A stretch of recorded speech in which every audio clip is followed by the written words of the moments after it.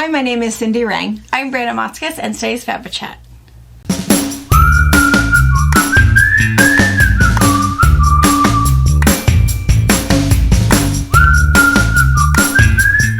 Good morning. Well, we have to get right into it. We have all kinds of things to talk about. Retreat season. Retreat season. It's finally here. It's finally here. I am super excited. It's always fun. Always so excited. Always a little bit nervous, because people that come for the first time, our old friends, old hat that are coming back, it's like, you guys already know how to get here, where it is. Yeah. You know how the whole thing works. But, people that are coming for the first time, they're coming from a long ways. We've got Kathy from Ontario is coming. Mm-hmm. The other Kathy, there's three Kathys. Kathy from Vermont has been here before. A couple from Alaska that are coming for the first time. Colorado for the first time. Minneapolis has been here before. Arizona has been here before.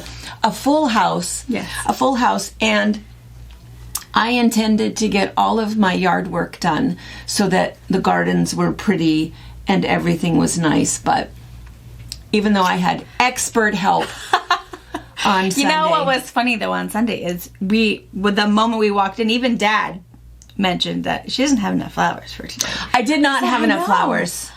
Yeah. I didn't. I do now. And now I need to get them done before my company comes. Yeah. But I didn't have enough. The other thing that happened is that, and I did do a little video. If you guys didn't catch it, it was just sort of super quick. It was like a minute. I just wanted you guys to see the kids dancing because we had music playing, and it's just so funny because all three of Brianna's kids just dance, must bust a move all the time. Yeah. All three of Jordan's, no.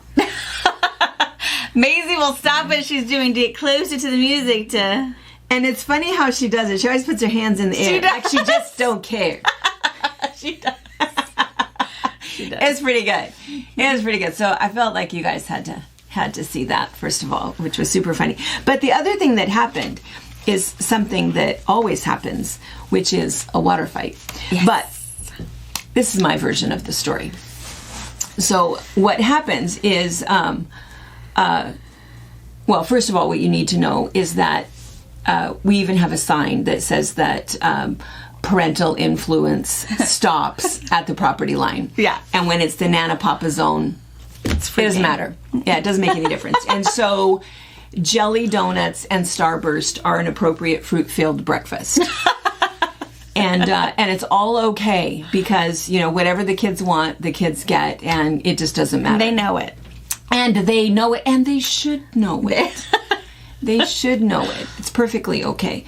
So anyway, we were having donuts, and we can insert a picture here of Maisie with her jelly-filled donut. She got a hold of one. She did get a hold of one, and she loved it. And I think that was maybe her second donut. It was. She started with a half of like a regular glazed donut, super chill, nothing crazy. Put it down in pots of flowers everywhere she went. She was burying it. Up. There was a whole lot of extra fiber and minerals she ate that day. She also was watering it. Yes. She'd get the hose and rinse it off. And it couldn't have tasted good. It was pretty bad. So I bet the jelly donut even Lizzie didn't want it. No. I'm not eating that. Couldn't get Lizzie to eat. Lizzie, help her out. No, get that out of her hand. No. And then then she found the jelly donut. So we were sitting. So Maisie and I were sitting, innocently enough, in the middle of the yard, trying to wash some of that jelly off of her face with the hose. But she was slurping, and she was getting a drink out of the hose, and we were getting our feet wet. We were playing. We were mostly playing. And as we were doing that, all of a sudden, out of nowhere, splat, I get sprayed with water. She got water. Robert had found the water guns. Yeah. And filled it up, and he started it. Now, what's funny about that is he starts it, but I'm holding a hose in my hand, so it's on. And what happens is it is like scattering bugs, All of the adults go hiding in the far corner where they think the hose can't reach. Don't get me wet, don't get me wet, don't get me wet. All of the kids are all up in it. And trying to arm themselves. And Orion said to Jordan, can I get wet? And Jordan says, no, you don't have a change of clothes. Here's got you, bud. I got you. So he was wetter than most. Poor guy. Yes. But anyway, so we had a great time. It was super, super fun. But the funniest thing about that is that, well, then of course it was kind of all over with because we were all wet. Everyone was soaking wet. Everyone was soaking wet. Some people were cold, but all of the adults were hiding, and they were. In fact, I don't even know where Pa was. Where was he in all? He was hiding in a chair under the windows because he told you couldn't get the windows wet. Oh, I couldn't get the windows wet. He just washed them. He did. He had just washed the windows. So he was in a no-go zone. Yeah, because he knew I was going to get him wet, but I would not have gotten my windows wet. I only got wet because I was trying to get her phone from her. And she thought, I don't know what I was going to do. I thought you were sneaking up on me. That's what you look like. You're coming up on me like this. That was exactly what happened. I was going for your phone. Doesn't matter. I was... Oh, sorry. I was wet. Yeah. So anyway, yard work was done, plants were done, and it was hot. It was really 10:30, and it was already over 90. It was so hot, but everyone was happy. No we tears, went and ate no anything. instead, and then we were kind of done. Yeah. But what was kind of funny about this is that on Sunday, for those of you guys that watched the Sunday episode, Brianna had what she thought was a power outage. Power outage. She didn't. Not the case. It's not what it was. If you don't know what we're talking about, we're not going to explain it. But it turned out to be a random thread. But the funny thing about that was that Brianna is so modest. She was so mortified. We were going to start over. We're not doing. How could you not tell me? She was super upset. And so then when we decided what it was kind of funny. So two schools of thought with that, with the people that responded. Yes. One was, oh my gosh, as a big-breasted woman myself, I totally understand it. Right? And it's hard for that to happen. Yeah, they understand why you were mortified, and they understand all of the things, and totally had your back on that. And then the rest of them said, whatever makes you laugh like that, it didn't matter. Everyone loves Brianna's laugh, and it's like, oh my gosh, we need more of that. I was like, no, we're going to get booted off of YouTube with more of that. But anyway, so everybody got a good chuckle and loved that you were laughing, and they were perfectly okay with all of that. But the funny thing was, you guys were taking pictures, and so when we were wet, you talk about you being upset about this possible... Oh, yeah, you were in a wet t-shirt. We told you that, though. Total wet t-shirt. Total, I don't even know what was happening. And then Jan is there taking pictures. Oh, was she? She sent me one, and it's like, no. Jen, what is that? I can't believe I was in the yard across from the park looking like that. So super bad. So, anyways, I think if it's cropped enough, you can just see it was super bad, super bad. But anyway, it was kind of fun. So that's our. We had a fantastic Mother's Day. We hope you guys all had a really, really good Mother's Day and spent it with family, which is always really the best part. Yes. Best part. Yes. Even if you're not yet a mother or never have been a mother. Hanging out with your mother or family or close friends, just a really good time. So the other thing about that I felt like I needed to comment on, because a lot of people said this, I don't know what was going on last week, and it could be caffeine because, I don't even know where my caffeine is now. That could be a problem. That you and I have been talking fast lately. Oh. I think it is possible because a couple of things. More than one person said that they often can't understand. Oh my gosh, I've noticed that too. Because you talk so fast. I need to read. Yeah. And that's always been a problem. Yeah. She has always talked really fast. I have to cautiously think, hey, slow down, pronounce your words. Harper suffers from the same thing I do, where it's all of a sudden just, what'd you just say? I didn't. But you can understand. I can understand her, but no one else. But if she's speaking to any of the papas or trying to talk to Jan or anybody at the retreat center, I always have to remind her slowly and clearly, because she knows the words. She just has to slow down this to make sure this can keep up. Because what happens is it's instead of a sentence, it is one word, and so the funny thing is that. at a young age, because your papa, Yeah. couldn't understand what she was saying. And so I would say, you have to pronounce each word so he can hear you. Yeah. He doesn't understand what you're saying. And then, of course, she would just talk louder and faster. And faster. But anyway, I have the same affliction, but it's the same thing. At 60 years old, I still have to consciously think about it, to talk slowly. And for me, I'm talking super slow. And that's when people can really understand it. But what's really bad is that oftentimes when we have a lot going on, a lot that we're doing, it just automatically goes fast. And when we talk to each other, we can totally understand what each other is saying. Yeah. But nobody else can. So I have to apologize, because I think that sometimes and I'll, even halfway through sometimes filming, I'll catch myself and think, oh, you probably had better slow down. Because I think the other thing that happens is when we talk super fast, you sort of trail off that pronunciation just a little bit. True. And True.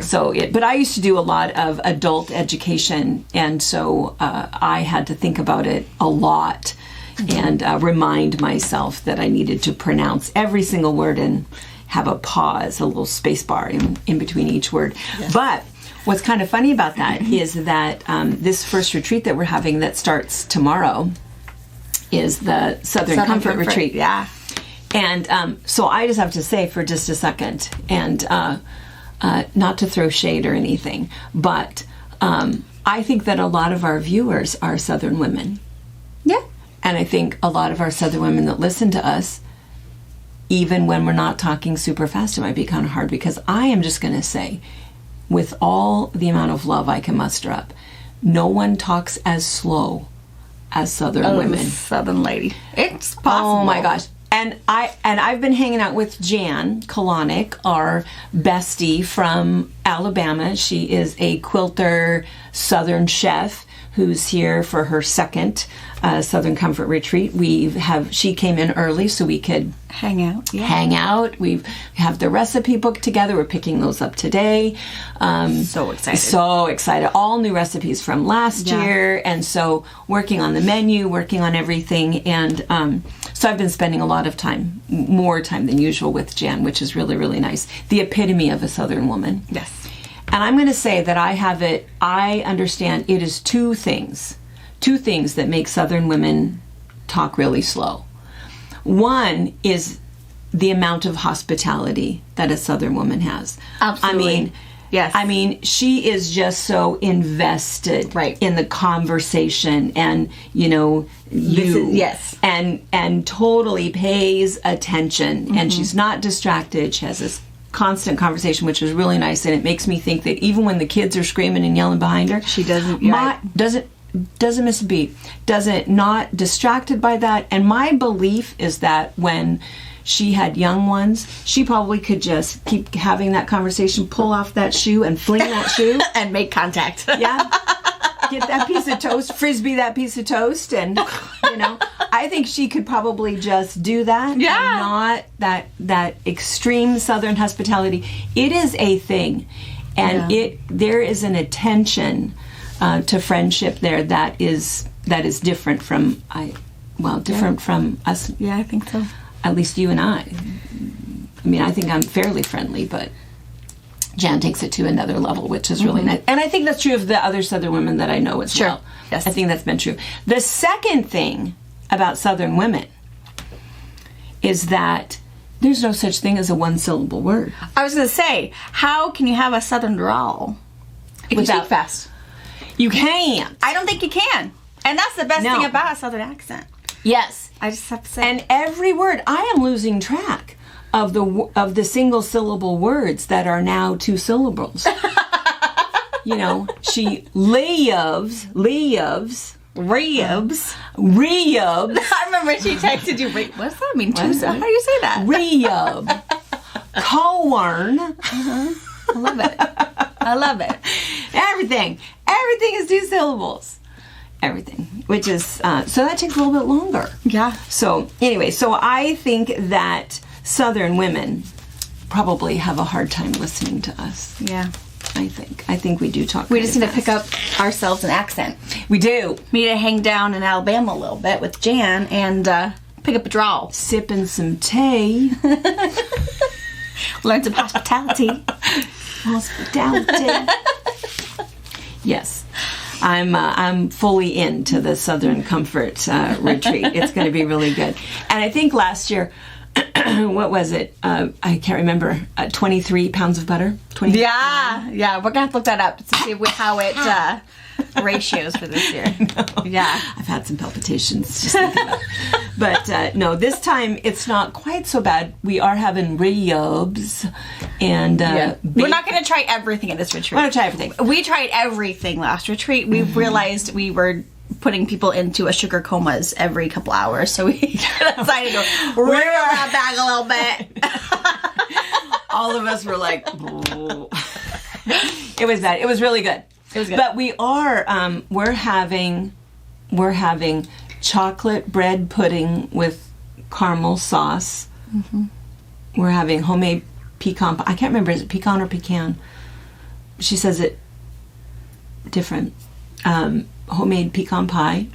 Mm-hmm. We're having Mama's meatloaf, gravy and mashed potatoes. Mm-hmm. They're going to make extra meatloaf for meatloaf sandwiches the next day.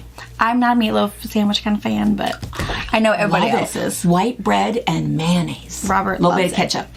Robert loves meatloaf sandwiches. Me too. He doesn't like nothing else. He would rather not no lettuce. The warm meatloaf. Right. He'd rather just wait for leftovers. You know, how many things are better cold? Meatloaf is one. Meatloaf's, I totally agree. I mean, I'd eat meatloaf for dinner. I'm good with that.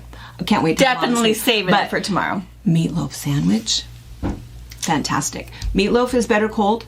Chicken. Fried chicken. Fried chicken is way better cold. Fried chicken is fantastic. That is finger food right there. You can eat that like a cookie. Mm-hmm. Pizza.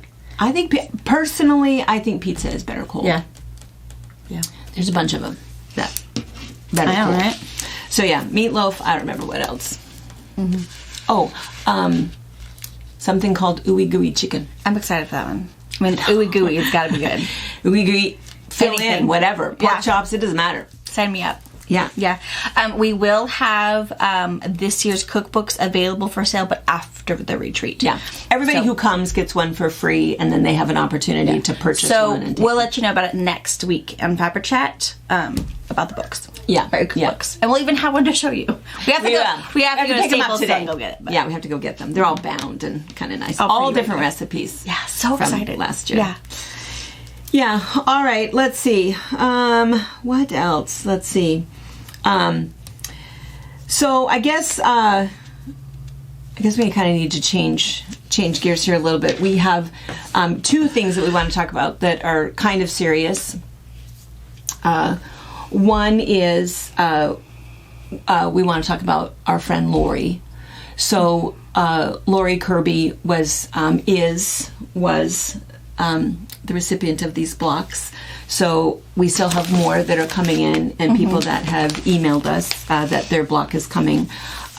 Lori passed away last week, and so we are still making the quilt, of course. I've been chatting with Ben, and Ben is excited to get it and super excited to read all of the notes. A lot of you guys that met him on the cruise or at a retreat, he knows exactly who you are, and people that you haven't yet met, he's real excited for that. He is an avid fabric patch watcher, and if you don't know exactly who Ben is Pa's friend, the squirrel hunter, who sends Pa the packages, the hat and the hamburger helper and that kind of stuff. And Lori Kirby, Lori first came here a couple of years ago. We were on her bucket list. Lori has had a terminal illness for a couple of years. She was only 55, and she had pulmonary arterial hypertension. It is terminal. There's no treatment for it. You just kind of don't know. You're sort of treating the symptoms, and you never really know. And I think what happened with Lori is that so positive and so never complained about anything that I think that people didn't realize how sick she was. I agree. Because if you remember on the Columbia River cruise, she was sick every day. Yeah. She and she was still having tried trouble. to participate and all she could. you just almost didn't know. She was kind of quiet, sitting there up in the front, but you wouldn't have known that she was sick. And so anyway, and I kind of knew, I think over the last couple of months, she's been in and out of the hospital. She would go in, and then as soon as she'd go home, it was just a couple short days, and then she would go back. And then she'd go get home, and it was a multitude of things.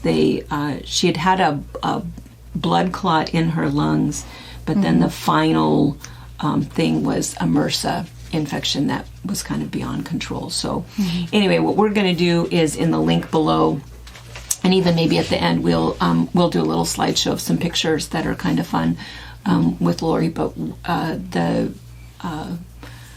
we have her obituary. Really a wonderful woman, preschool teacher for a long time, and anyway, so thank you for all of the blocks. Thank you for all of the prayers for her. We are going to get this put together and get it off to Ben. And like I said, he is looking forward to it. He really a good man, so attentive. He's a bit lost. I think somebody who's just been such a constant caregiver and so devoted. I think it's going to take him a bit of time. He has promised, though, that he'll come up and visit and maybe even go on some cruises with Pa, so that Pa has somebody to visit with when we go. So we're looking forward to continue to pick on Ben. And and then one other little serious thing that we need to talk about. So Lori was also somebody that we had asked for prayers for. We had asked for her to be put on the prayer chain. And if we look back, it's not often that we rally the FabriChat prayer chain troops, but we did with Harper, our little 9-year-old friend, for her new heart, and also prayers for the donor family. That went swimmingly well. She is home doing fantastic. Thank you for all of those quilt blocks. I mean, that was super exciting. So cool. She's doing great. If you follow her on Facebook, she's out and pretty much doing pretty normal things. There's a few things she still can't do. She can't run. Sure. Things that she's told to not do. I think she thinks she can do more, but they're saying, no. Give it time. Yeah, we don't want a whole lot of stress on the new heart. Yes. But we'll kind of keep you posted, and we'll probably do something fun for the 1-year anniversary, because, that's her new birthday. Yeah. That's how that works when you get a new heart, is you change your birthday. And so that's your new birthday. So anyway, we'll remind you guys of that next year. And then the other person, I think the first time we asked for the big major prayer chain thing was Roseanne, my friend, who we were super, super nervous. We thought that she was not going to be with us very long because of cancer, and she is now cancer-free. Right, it's amazing. Doing great. Came up for a visit twice in the last year, and she's doing fantastic. So, again, I think that the prayers really help. Well, we have another request. This came in a bit ago, so some of you guys, we have some friends, Millie, and she's already on several local prayer chains, or she and he. But I want to tell you about Leah and Denny, and we haven't talked about this very much, not at all with you guys, but Leah and Denny are from Florida. Denny had a stroke 5 years ago. He had a stroke, and since then he is unable to walk. He has swallowing difficulty, and so he has to be fed with a feeding tube. He has really poor vision and limited movement on one side, and he has some other health problems that kind of go along with it, and so essentially they are housebound. The only time they really get out very much is for doctor's appointments. Sure. But Leah says that he continues to have a positive attitude. He participates, and they do what they can, but it's been 5 years, and I think that one thing that happened is he has now developed a cataract in his good eye. So this just gave me chills when I read this. So she said that, I'm just going to read this part to you, that their eye doctor said that surgery would absolutely be helpful. So they went back again. They said they could measure Denny's eyes for the surgery. Everybody was feeling great about this. Before the doctor came in, a nurse came and asked Denny if he could walk on his own. When he said no, she left the room. Nobody came back in for an hour and a half. That's weird. Denny and I talked about hiring a physical therapist to help transfer Denny from the wheelchair to the surgery bed and back again, knowing that maybe something was going on, why didn't she come back and what was the issue with that. Then the doctor came in and said they would not be able to do the surgery to repair the cataract unless he could walk on his own to get into the bed and out afterwards. Really? That's weird. That doesn't seem very nice. It doesn't seem very nice. And they said no to the option of a physical therapist helping him. And then, kind of went on to talk a little bit after that. I don't know if they're just so busy and they have so many people. I mean, they're so limited eye doctors that they just don't have to deal with that. But it just doesn't seem right to me at all. So we have a multitude of requests. Yeah. All Leah was asking for, it was very, very sweet. All she said is, oh my gosh, we just had kind of a major setback, and would it be possible for you to add Denny to your prayer chain, just to see if there's something, something that will reveal itself, some sort of miracle. Maybe a physician that would do it, or if they change their mind and will do it, even though he needs help transferring. Maybe even something as simple as a little bit of healing. But I think also, and so we want to request that. Yes. Absolutely. Denny, and for Leah, five years being a homebound caretaker. She, for sure she's not taking care of herself. Right. And so, but the other thing I want to add to that is that they are in Leesburg. And I am going to feel comfortable putting Leah's email address down here. I'm not going to tell your last name, not going to give you a phone number or an address, but we all get emails that we can sift through pretty easily. If any of you guys would like to email her, even just for some words of encouragement, maybe if you know something or know someone, he's able to get into a car, they're able to drive, get out of a car. He needs cataract surgery, but he needs help transferring. If you know someone, if you have any connections. The other thing that I wonder about too is sometimes just resources. I mean, I'm sure that they have a church family, and I'm sure that people, keep an eye on them and help them. But 5 years, oftentimes I think what you find is that people kind of fade off a little bit. In the beginning, I think people are all there, supportive, strong. What can I do? I'll bring a casserole. After some time, it just, peters out. I'm sure. So maybe if there's any of you guys that are in Leesburg, and she lives, I asked her, where exactly are you? And she was fairly descriptive. She says, Leesburg, not far from the Villages, and about 30-ish minutes from Mount Dora. She says, we have a car, but it doesn't get driven much, just to doctor's visits. So anyway, I don't know. Sometimes you don't always know, what help looks like and what that miracle looks like. But I think that if there are if any of you guys that are down there that know of some other resources, or gosh, just visit, just come over and visit a little bit if you're close by. But like I said, we'll give you the email. You guys can chat a little bit and see if there's something that we can do. And in the meantime, just prayers for both Leah and Denny, I think would be really great. Really good, because gosh, there's certainly something about our prayer warriors that we seem to be effective. So so I think that's awesome. Super important. So all right, I think that's everything.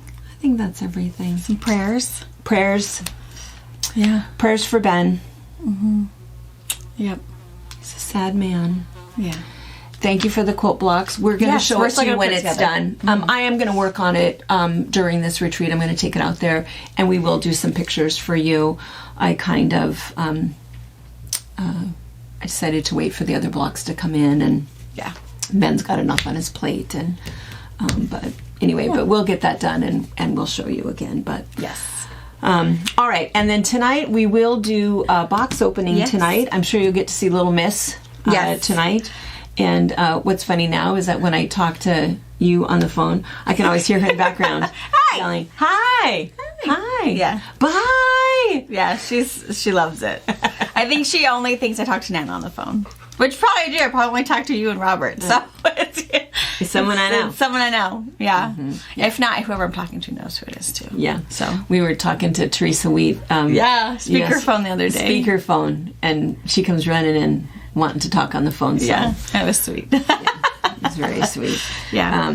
So, and then what we'll do is for Sunday's box opening, as usual, what happens with the retreaters is that we come, because I come to help do the box opening, and we say, well, go ahead and come. Any brave ones. And if there's any brave ones that want to. Yeah. Some will, and some absolutely not. But I think it's always kind of fun just to, because the pull for them to do it, nobody really wants to be in front of the camera, but the pull for them to do it is they get to see what's in the box. Yeah.